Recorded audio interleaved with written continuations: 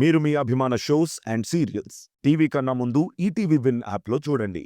Download and subscribe to ETV win app. 99 రూపాయలు మాత్రమే.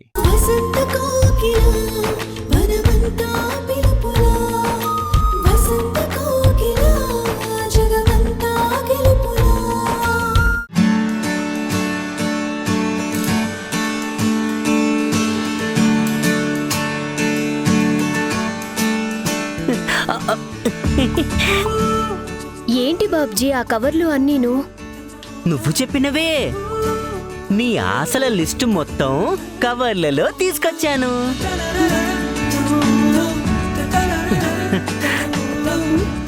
జాంకాయలు, నారింజ పళ్ళు, బనానా, స్వీట్స్, స్నాక్స్, ఇవిగో బొమ్మలు.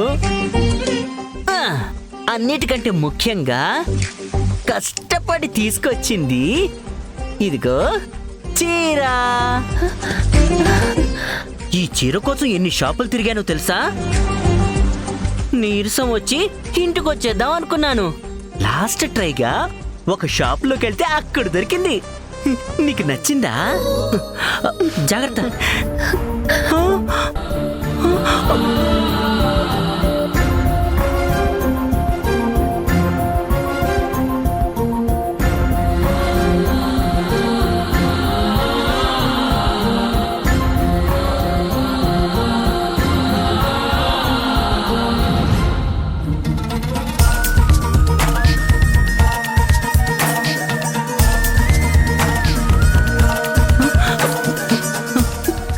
పండు వదులు ప్లీజ్ ప్లీజ్.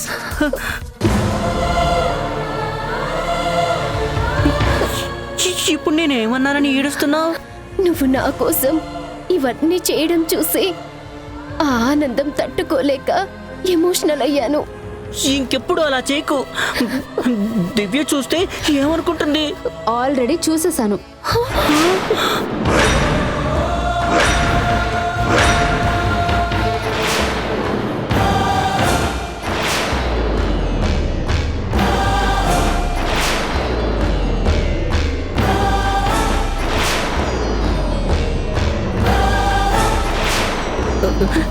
దివ్య, నేను అది పండు గారు. నువ్వేం చెప్పొద్దు బాబ్జీ. పండుని ఎందుకు ఏడిపించావు? బాబ్జీ, తను మన గెస్ట్ అని నువ్వు మర్చిపోయావా? అసలే నెలలు నిండిన మనిషి. తను నేడిపించడానికి నీకు బుద్ధి లేదు?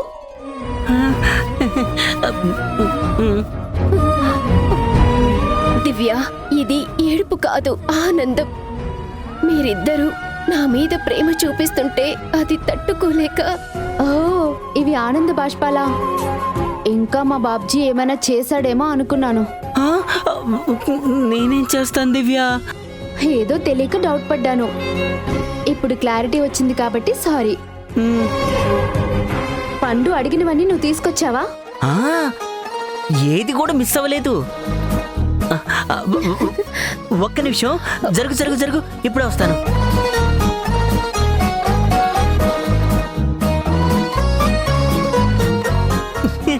ఈ బొమ్మలు మర్చిపోయాను. ఇదిగో, బాగున్నాయా?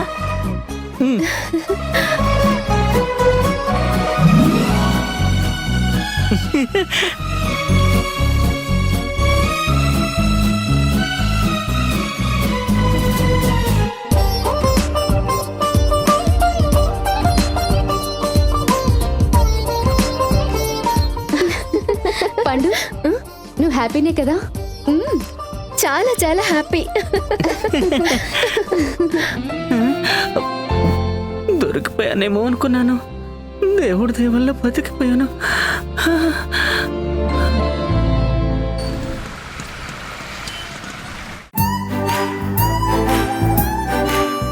సార్, మీకోసం స్పెషల్గా నోరూరించి అల్లం చట్నీతో అద్భుతమైన నెయ్యి ఇడ్లీ తీసుకొచ్చాను సార్. సూరి, ఏంటి విచిత్రం? నేను చెప్పకుండానే నా ఫేవరెట్ టిఫిన్ ఎలా తీసుకొచ్చావు? అదే సార్ మన టాలెంట్. మనిషిని చూసి అతని టేస్ట్ని అంచనా వేయగలను. మనసులో ఏముందో చదవగలను సార్. నిజంగానే ఇది మామూలు టాలెంట్ కాదు. ఆ, అయితే ఇప్పుడు నా మనసులో ఏమనుకుంటున్నానో చెప్పు. చచ్చింది గొర్రె, గొప్పలకు పోయి ఎలా ఇరుక్కున్నానేంటి? చెప్పు సూరి, నా మనసులో ఉన్న మాట ఏంటి? అది అంటే సారు మీరు మీకు అదే మిలిటరీ రమ్ము. అదే సార్, మీకు మిలిటరీ రమ్ము తాగాలనుంది, అంతే కదా సార్? బాబ్బా, ఇంత దారుణమైన టాలెంట్ ఉన్న నువ్వు ఇలా లాడ్జ్లో బాయ్గా మగ్గిపోవడం నాకు చాలా బాధగా ఉంది సూరి. సార్ ఇడ్లీ తినండి సార్, వేడి చల్లారిపోతే రుచి మారిపోతుంది సార్. రూమ్లో వాటర్ లేవు సూరి, ఒక బాటిల్ తీసుకొస్తావా? సరే సార్, ఇప్పుడే తీసుకొస్తాను సార్.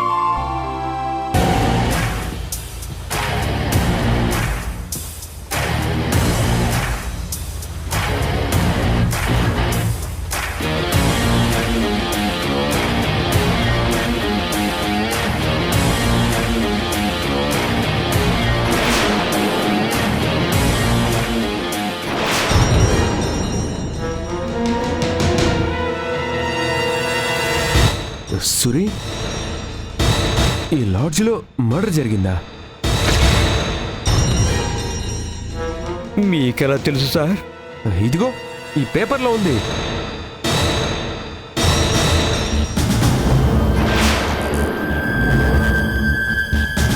ఈ హోటల్ వాడికి పొట్లం కట్టడానికి వేరే పేపరే దొరకలేదా? చెప్పు సూరి, ఇక్కడ మర్డర్ జరిగిందా? సార్ అవును సార్. కొంపదీసి ఆ మర్డర్ ఈ రూమ్లో జరగలేదు కదా? నాకు అదంతా తెలియదు సార్. అయినా నచ్చిన టిఫిన్ తింటూ మద్దతుల గురించి ఎందుకు చెప్పండి? కరెక్టేలే. ఎవరు చేస్తే మనకేంటి, ఎవరు చంపితే మనకేంటి, మన మందు మన చిందు. బాగా చెప్పారు సార్. నువ్వు ఇలాంటి విషయాల్లో ఇన్వాల్వ్ అవ్వకుండా చాలా మంచి పని చేసావు సూరి. లేదంటే మర్డర్ చేసినోడితో పాటు సహాయం చేసినోడికి కూడా పెద్ద శిక్ష పడుతుంది. సర్లే, దాని గురించి వదిలే గాని రీసెంట్గా మా పొలం అమ్మితే 1.5 కోటి వరకు డబ్బు వచ్చింది. ఆ డబ్బుతో హోటల్ బిజినెస్ స్టార్ట్ చేద్దాం అనుకుంటున్నాను. ఏమంటావు సూరి? బాగానే ఉంటుంది సార్, కాకపోతే సెంటర్ మంచి చూసుకోవాలి, ముందుండి నడిపించే వాళ్ళు కూడా మంచి వాళ్ళు అయి ఉండాలి సార్. సెంటర్ గురించి ఇబ్బంది లేదులే సూరి. మా ఫ్రెండ్కి సిటీ మధ్యలో ఓ మంచి స్థలం ఉంది, అక్కడే హోటల్ పెట్టాలనుకుంటున్నాను. ఇక మనిషి అంటావా, మంచి టాలెంటెడ్ పర్సన్ కోసం చూస్తున్నాను. నీలానే తెలివిగా సరదాగా మనం చెప్పకుండానే అన్నీ తెలుసుకునే మనిషి అయితే చాలా బెటర్. ఇక్కడ అలాంటి వాళ్ళు ఎవరైనా ఉన్నారా సూరి? అలాంటి వాళ్ళు ఈ భూమి మీద ఒక్కటి ఉండడమే ఎక్కువ సార్, మళ్ళీ ఇంకొకడా? అయితే నా హోటల్ నువ్వే చూసుకో. సార్ అవును సూరి, నేను స్టార్ట్ చేయబోయే హోటల్కి బాస్ విన్ నువ్వే. సార్ నీ టాలెంట్ మీద నాకు నమ్మకం ఉంది సూరి. నువ్వు మాత్రమే నా హోటల్కి మేనేజర్గా ఉండాలి. Thank you sir, thank you so much sir. Suri, నువ్వు రాత్రికి మిలిటరీ రమ్ రెడీ చేయి, మిగతా విషయాలు తాగుతూ మాట్లాడుకుందాం, ఓకేనా? అలాగే సార్, అద్దిరిపోయే ఒరిజినల్ సరుకు తీసుకొస్తాను సార్. తీసుకో. Okay sir, thank you sir.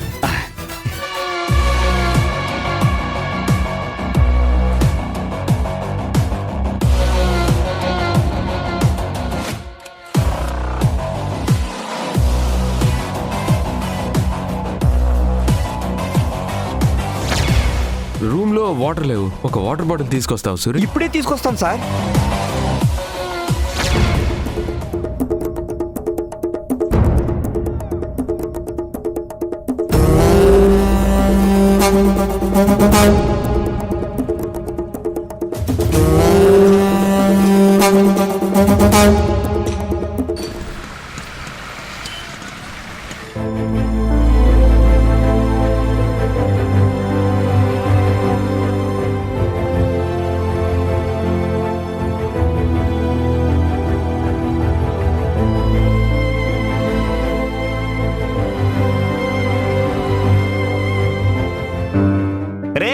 ఆవిడెవరో తెలుసా? ఎందుకు తెలీదురా? మర్డర్ కేసులో అరెస్ట్ అయ్యాడు కదా, ఆడిపిల్లమే కదరా. అవునరా, ఆవిడే. మొగుడి కోసం ఒంటరిగా బాగానే ఫైట్ చేస్తుంది. ఎంత ఫైట్ చేస్తే ఏంట్రా, కేసులో ఆధారాలన్నీ ఆకాష్కి వ్యతిరేకంగా ఉన్నాయంట. రేపో మాపో ఉరిశిక్ష కూడా పడుతుందంటున్నారు. నిజమే, కానీ వీళ్ళ తరపున వాదిస్తున్నది ఫేమస్ క్రిమినల్ లాయర్ దిట్టగవంట కదా. అతను ఎలాంటి కేసైనా సరే చాలా లాజికల్ గా వాదించి గెలిపిస్తాడని పేర్రా. ఎంత గట్టిగా వాదించినా అవతలోడు దిట్ట కవి అయినా ఆకాష్కి ఉరిశిక్ష పడటం ఖాయం. పాపం అవిని చూస్తే జాలేస్తుందిరా. జాలా? ఎందుకు?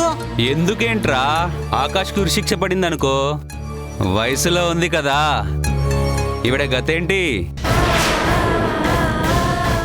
ఇలాగే రోజు నాలాంటి ఒకడు కామెంట్ చేస్తూనే ఉంటాడు కదా. చేస్తే చెయ్యని, దానివల్ల నీకొచ్చిన నష్టం ఏంటి? ఏం మాట్లాడుతున్నావురా? ఒక ఆడదానికి కష్టం వస్తే నాలాంటి స్త్రీ అభ్యుదయవాదులంతా ఎంత హట్ అవుతారు. జీవితాంతం భర్త లేని స్త్రీగా ఒంటరిగా బతికే బదులు నాలాంటి వాడితో సెటప్ అయిపోతే చాలా బాగుంటుంది కదా. ఆశకు కూడా అద్దుండాలరా. అంత లక్కీ ఛాన్స్ నీకెందుకు వస్తుందిరా? ఏరా, ఎందుకు రాదు? బండికి స్టెఫినీ మెయింటైన్ చేసినట్టు రెండో మొగుడికి ఉరిశిక్ష పడితే సేఫ్ సైడ్గా మొదటి మొగుడిని తీసుకొచ్చి ఇంట్లోనే పెట్టుకుందంట్రా. అంటే ఛాన్స్ మన వరకు రాదంటావు, అంతే కదా? అవునరా. అసలు నీకు ఇంకొక సీక్రెట్ చెప్పనా? ఏంటది? అందులో నిజమేంటో అబద్ధమేంటో ఆ దేవుడికే తెలియాలి, కానీ దీని మొదటి మొగుడు కలిసి ఆకాశం అడ్డు తొలగించుకోవాలని మర్డర్ కేసులో ఇరికించారని రకరకాలుగా మాట్లాడుకుంటున్నారంట్రా బాబు. అబ్బో, పెద్ద ప్లానే ఇది.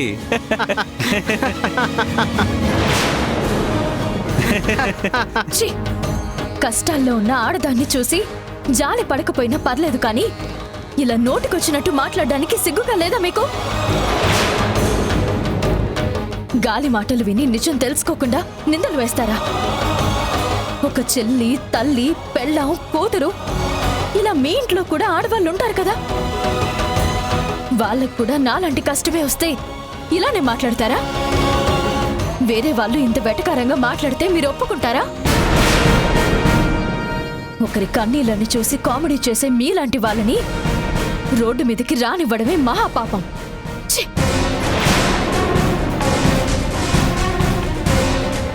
రేయ్, చేసిన సిగ్గుమాల పనికి కోపం ఒకటి. అంతకు మించి ఇంకేం చేయగలదురా?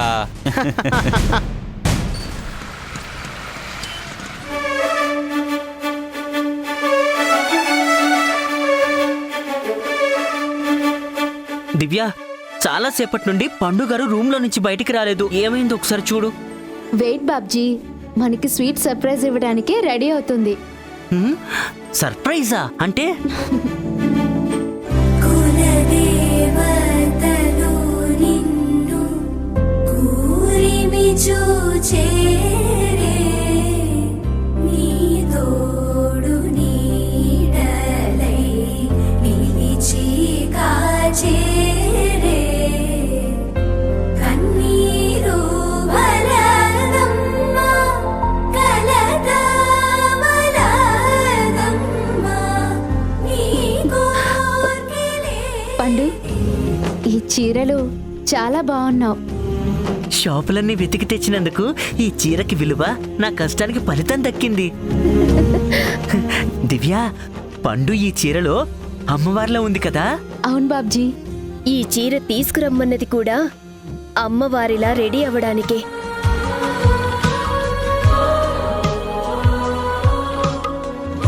ఏంటి, అమ్మవారిలానా? అదేంటి? మా అమ్మా నాన్న బ్రతుకున్నప్పుడు ఊర్లో జాతర జరిగే టైంలో నన్ను అమ్మవారిలా రెడీ చేసేవారు. గుడికొచ్చిన వాళ్ళంతా నన్ను చూసి నిజంగా అమ్మవారిలా ఉన్నావు అనేవారు. అమ్మా నాన్న చనిపోయిన తర్వాత అనాథాశ్రమంలోనే పెరగడం వల్ల మళ్ళీ ఇలా చీర కట్టుకోవడం సాధ్యం కాలేదు. ఇప్పుడు మీ వల్ల నా చిన్నప్పటి జ్ఞాపకాలన్నీ నేను గుర్తు చేసుకుంటున్నాను.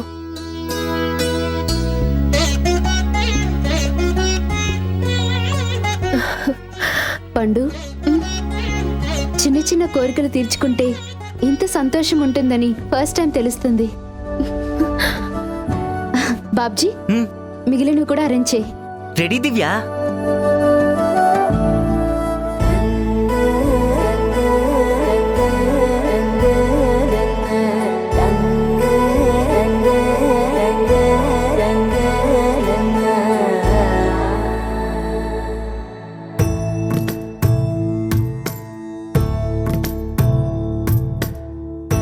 సదా నన్ను నడిపే నీ చెలిమే పూదారై నిలిచే ప్రతి మలుపు ఇకపై స్వాగతమై నా పేరే పిలిచే ఇదే కోరుకున్నా. మా ఇద్దరికి కలిపితే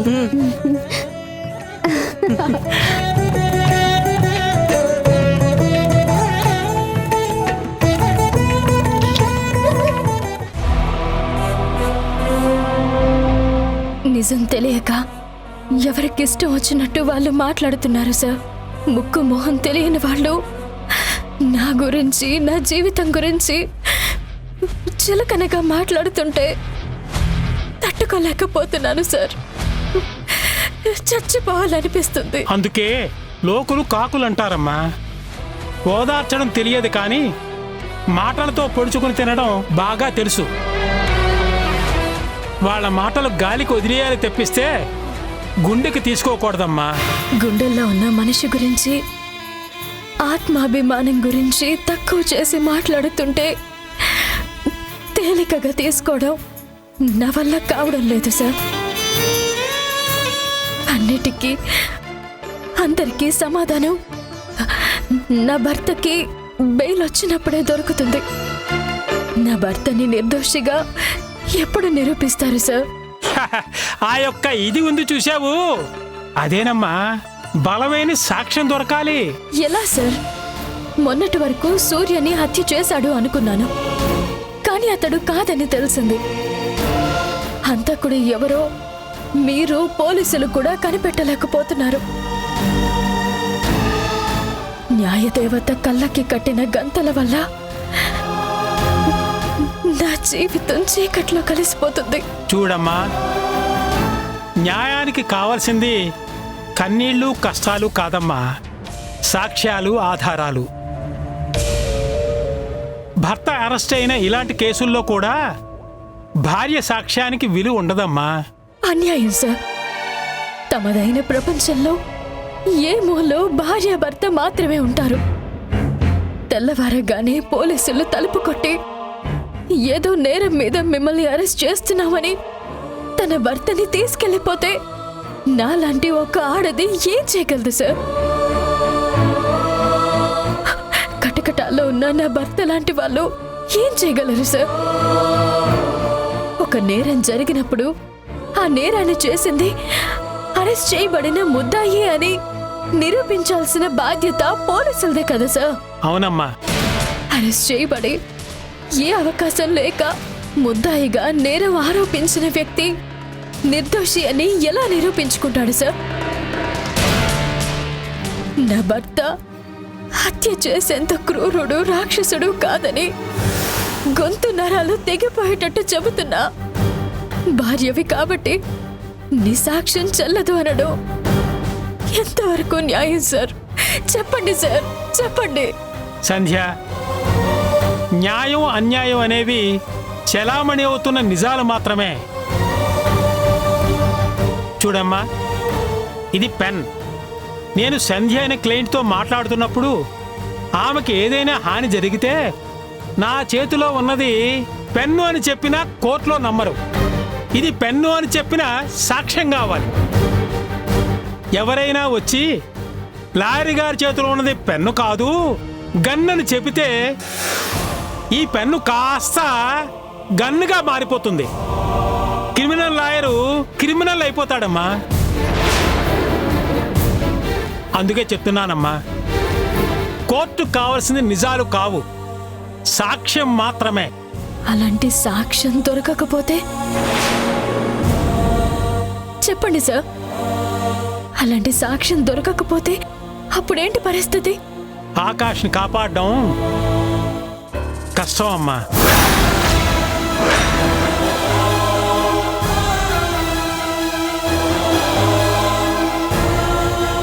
ఈ కేసులో ఆకాష్ హత్య చేయలేదు అనడానికి డిఫెన్స్ వారు ఏ విధమైన సాక్ష్యాన్ని చూపించలేకపోయారు. ప్రతాప్ని హత్య చేసింది ఆకాశే అని కోర్టు భావిస్తోంది. 302 సెక్షన్ల ప్రకారం ఉరిశిక్ష విధించడమైనది.